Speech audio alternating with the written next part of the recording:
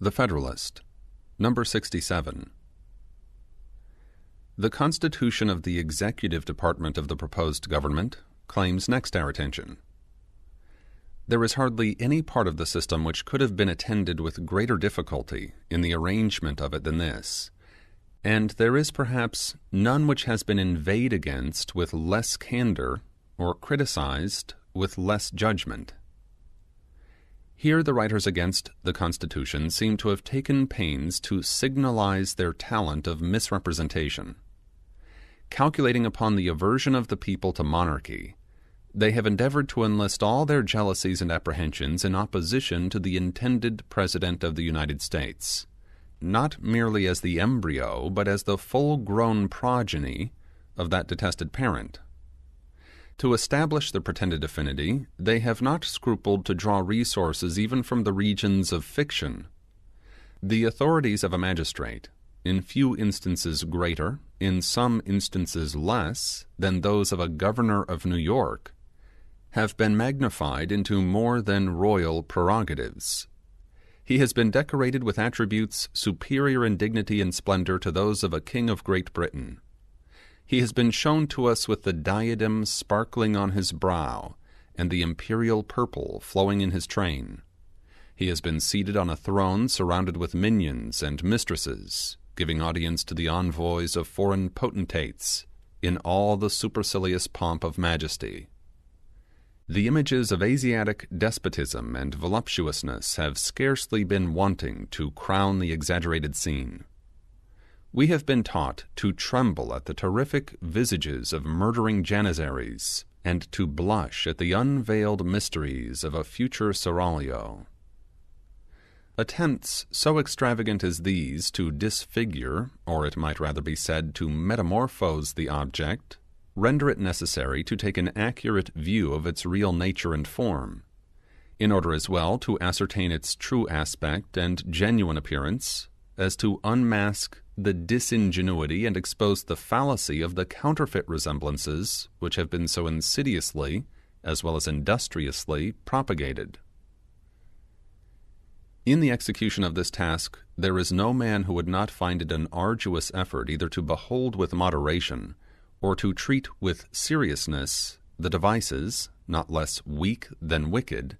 which have been contrived to pervert the public opinion in relation to the subject. They so far exceed the usual though unjustifiable licenses of party artifice, that even in a disposition the most candid and tolerant, they must force the sentiments which favour an indulgent construction of the conduct of political adversaries to give place to a voluntary and unreserved indignation. It is impossible not to bestow the imputation of deliberate imposture and deception upon the gross pretense of a similitude between a king of Great Britain and a magistrate of the character marked out for that of the President of the United States. It is still more impossible to withhold that imputation from the rash and barefaced expedients which have been employed to give success to the attempted imposition. In one instance, which I cite as a sample of the general spirit, the temerity has proceeded so far as to ascribe to the President of the United States a power which by the instrument reported is expressly allotted to the executives of the individual states. I mean the power of filling casual vacancies in the Senate. This bold experiment upon the discernment of his countrymen has been hazarded by a writer who, whatever may be his real merit, has had no inconsiderable share in the applauses of his party, and who upon this false and unfounded suggestion has built a series of observations equally false and unfounded. Let him now be confronted with the evidence of the fact, and let him, if he be able, justify or extenuate the shameful outrage he has offered to the dictates of truth and to the rules of fair dealing. The second clause of the second section of the second article empowers the President of the United States to nominate, and by and with the advice and consent of the Senate, to appoint ambassadors, other public ministers and consuls, judges of the Supreme Court, and all other officers of the United States whose appointments are not in the Constitution otherwise provided for, and which shall be established by law. Immediately after this clause follows another in these words: The President shall have power to fill up all vacancies that may happen during the recess of the Senate by granting commissions which shall expire at the end of their next session. It is from this last provision that the pretended power of the President to fill vacancies in the Senate has been deduced. A slight attention to the connection of the clauses and to the obvious meaning of the terms will satisfy us that the deduction is not even colorable. The first of these two clauses, it is clear, only provides a mode for appointing such officers whose appointments are not otherwise provided for in the Constitution, and which shall be established by law. Of course, it cannot extend to the appointments of senators whose appointments are otherwise provided for in the Constitution. Footnote, Article 1, Section 3, Clause 1, end of footnote, and who are established by the Constitution and will not require a future establishment by law. This position will hardly be contested. The last of these two clauses, it is equally clear, cannot be understood to comprehend the power of filling vacancies in the Senate for the following reasons. First, the relation in which that clause stands to the other, which declares the general mode of appointing officers of the United States, denotes it to be nothing more than a supplement to the other, for the purpose of establishing an auxiliary method of appointment in cases to which the general method was inadequate. The ordinary power of appointment is confined to the President and Senate jointly, and can therefore only be exercised during the session of the Senate. But as it would have been improper to oblige this body to be continually in session for the appointment of officers, and as vacancies might happen in their recess, which it might be necessary for the public service to fill without delay,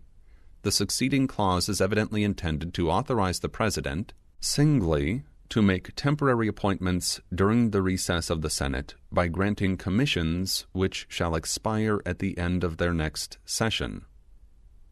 Secondly, if this clause is to be considered as supplementary to the one which precedes, the vacancies of which it speaks must be construed to relate to the officers described in the preceding one, and this, we have seen, excludes from its description the members of the Senate. Thirdly, the time within which the power is to operate, during the recess of the Senate, and the duration of the appointments to the end of the next session of that body, conspire to elucidate the sense of the provision, which, if it had been intended to comprehend senators, would naturally have referred the temporary power of filling vacancies to the recess of the state legislatures, who are to make the permanent appointments, and not to the recess of the National Senate, who are to have no concern in those appointments, and would have extended the duration in office of the temporary senators to the next session of the legislature of the state, in whose representation the vacancies had happened, instead of making it to expire at the end of the ensuing session of the National Senate. The circumstances of the body authorized to make the permanent appointments would, of course, have governed the modification of a power which related to the temporary appointments. And as the National Senate is the body whose situation is alone contemplated in the clause upon which the suggestion under examination has been founded, the vacancies to which it alludes can only be deemed to respect those officers in whose appointment that body has a concurrent agency with the President. But lastly, the first and second clauses of the third section of the first article not only obviate all possibility of doubt, but destroy the pretext of misconception. The former provides that the Senate of the United States shall be composed of 2 senators from each state, chosen by the legislature thereof for 6 years, and the latter directs that, if vacancies in that body should happen by resignation or otherwise, during the recess of the legislature of any state,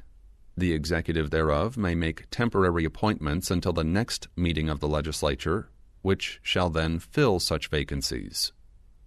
Here is an express power given, in clear and unambiguous terms, to the state executives, to fill casual vacancies in the Senate by temporary appointments, which not only invalidates the supposition that the clause before considered could have been intended to confer that power upon the President of the United States, but proves that this supposition destitute as it is even of the merit of plausibility, must have originated in an intention to deceive the people,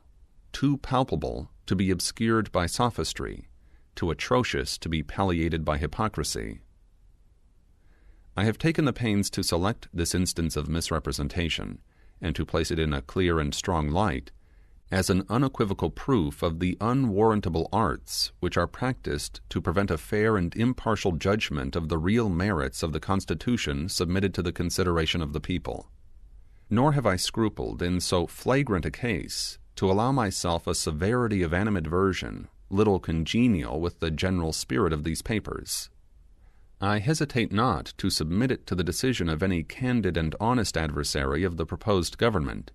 whether language can furnish epithets of too much asperity for so shameless and so prostitute an attempt to impose on the citizens of America.